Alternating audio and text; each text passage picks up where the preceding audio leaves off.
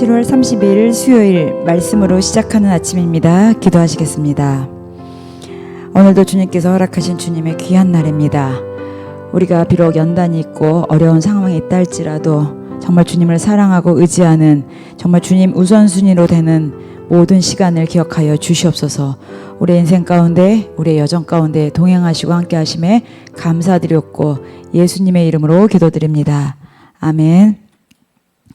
우리 오늘 함께 보실 말씀은 창세기 29장 21절로부터 30절까지 말씀입니다. 창세기 29장 21절로부터 30절입니다. 야곱이 라반에게 이르되 내 기한이 찼으니 내 아내를 내게 주소서. 내가 그에게 들어가겠나이다. 라반이 그곳 사람을 다 모아 잔치하고 저녁에 그의 딸 레아를 야곱에게로 데려가매 야곱이 그에게로 들어가니라. 라반이 또 그의 여종 실바를 그의 딸 레아에게 시녀로 주었더라. 야곱이 아침에 보니 레아라 라반에게 이르되 외삼촌이 어찌하여 내게 이같이 행하였나이까? 내가 라헬을 위하여 외삼촌을 섬기지 아니하였나이까? 외삼촌이 나를 속이심은 어찌 됨이니까? 라반이 이르되 언니보다 아우를 먼저 주는 것은 우리 지방에서 하지 아니하는 바이라. 이를 위하여 7일을 채우라. 우리가 그도 내게 주리니 내가 또 나를 7년 동안 섬길지니라.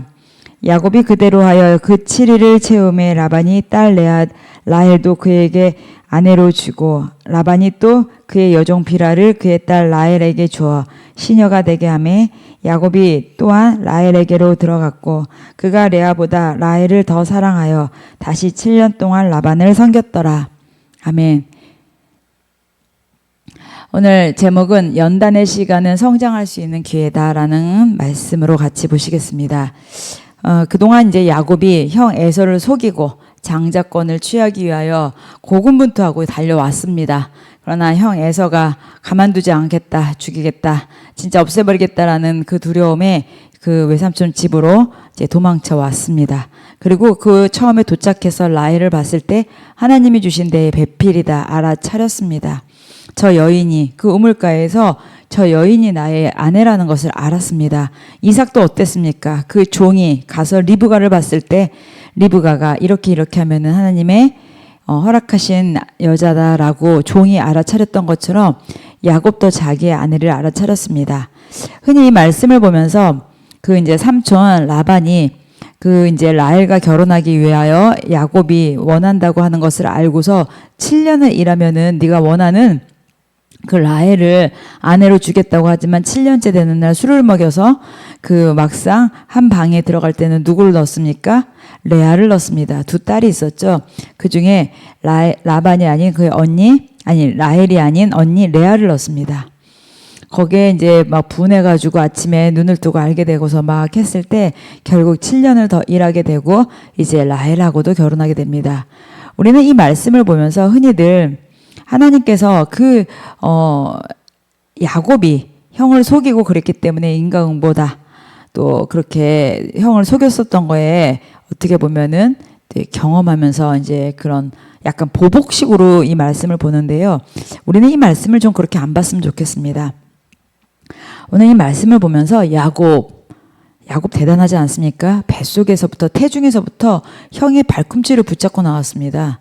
그리고 하나님께서 여호와께서 큰 자가 작은 자를 섬긴다라는 그 말씀을 알고선 어땠습니까? 장자가 되기 위하여 열심히 살았습니다. 부지런히 살았습니다. 그래서 형을 속이는 일까지 벌였죠. 그래서 아버지를 통하여서 장자의 축복을 받아냈습니다. 그의 인생은 늘 그렇게 열심히 살고 최선을 다했습니다.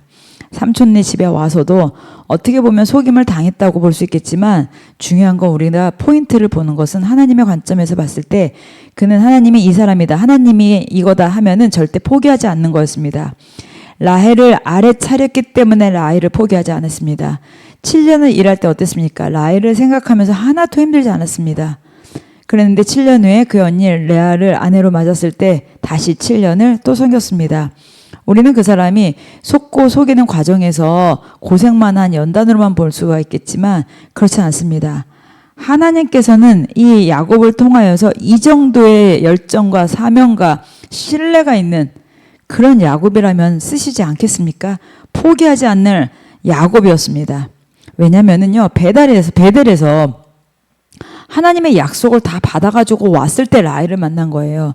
하나님의 그 언약을 붙잡은 야곱은 라헬을 봤을 때 하나님께서 주신 배필인 걸 알아차렸기 때문입니다.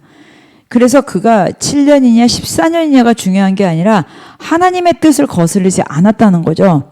결국 야곱을 통하여서 하나님은 이 연단 가운데 어떻게 사용하십니까? 이스라엘의 12지파의 조상이 되게 하십니다. 뿐만 아니라 그 야곱을 그 라헬을 통해서, 야곱과 라헬을 통해서 세 번째 족장인 누가 태어납니까? 요셉이 태어납니다. 요셉을 통해서 애굽으로 가게 되고 그 애굽에서 다시 나라가 세워지게 되면서 역사, 이 성경의 귀한 역사를 써내려가는 획이 이루어지게 되는 것입니다. 야곱은 단순하게 형을 속였기 때문에 그거에 대하여 벌을 받는 그런 차원으로 이 말씀을 보지 않았으면 좋겠습니다. 하나님에 대한 약속은 어떠한 환경이나 어떠한 상황에서도 포기하지 않는 거죠. 바울도 어땠습니까? 예수님을 믿기 전, 그 다음에 예수님을 믿은 후의 삶은 완전히 달라졌는데 그 자기가 가려고 하는 것도 하나님께서 그곳이 아니라 이곳이다 하면은 다 포기하고 가는 그런 열정이었습니다. 3차 전조여행 때는 어떻습니까? 그가 가려고 하는 에베소는 가면은 환란이 있고 어려움이 있고 고난이 있는 거 성령이 알려주셨는데도 담대하게 가지 않습니까? 우리 선교사님들 어떻습니까? 자신이 정말 전문직을 가지고 잘 살 수도 있는데 사명을 위해서라면 고생을 하는 것쯤 두렵지 않고 목숨도 두렵지 않고 나아가는 것처럼 야곱은 7년이냐 14년이냐 중요한 게 아니라 하나님의 약속에서는 자기가 그 약속을 붙잡고 가는 최선을 다하는 삶을 살아 주었습니다. 우리가 믿음을 붙잡고 우리가 구원받은 백성이라면 내가 이 땅에서의 환경에서 요렇게 저렇게 그 환경에 우리가 마음을 이일비하는 것이 아니라 그 약속을 붙잡고 나가실 때 하나님께서는 그 약속을 우리 가운데 성취하실 줄 믿습니다. 오늘도 하나님께서 우리의 삶 가운데 약속하신 것을 이루실 것을 믿고 담대하게 나가시는 우리 성도님들 되시기를 예수님의 이름으로 축복합니다. 기도하시겠습니다. 참 좋으신 하나님 감사합니다. 우리 안에 선하신 건, 우리 안에 완벽하신 건 주님밖에 없습니다. 어떠한 환경이든지 주님의 약속 말씀 붙잡고 나갈 때 우리의 삶과 인생을 주님께서 주장하여 주시옵소서. 감사드리옵고 예수님의 이름으로 기도드립니다. 아멘.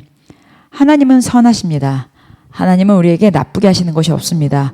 눈에는 고생인 것 같고 환난인 것 같지만 하나님은 선하신 주님의 뜻을 분명히 이루시는 분입니다.